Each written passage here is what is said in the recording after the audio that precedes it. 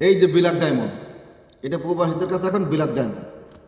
এইটা থাকলে কাছে নাকি যাইতে সময় দেশে হাতের ব্যবহার করা মোবাইল বাদে আরও দুইটা মোবাইল নেওয়া যাবে, আর না থাকলে হাতের ব্যবহার করা মোবাইল বাদে আর একটা মোবাইল নিতে পারবে। তো কেন রে ভাই এটার জন্য দুইটা মোবাইল বেশি নিতে পারবো? প্রবাসীদের জন্য এত খালি নিয়ম কারণ কেন থাকবে? যত সিন্ডিকেট খালি প্রবাসীদের সাথে, ওরা ইচ্ছে মতো মাল পাঠাবে, ইচ্ছে মতো মাল নিবে, এটাই তো স্বাভাবিক। এরা তো ফাইটার নাকি?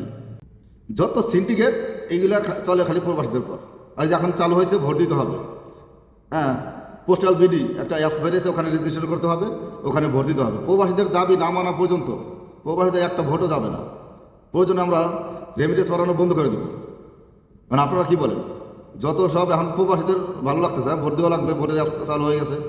আর ভোটের অ্যাপসটা রেজিস্ট্রেশন করতে পারবেন কীভাবে, আমি পরবর্তী ভিডিওটা দিয়ে দেবো।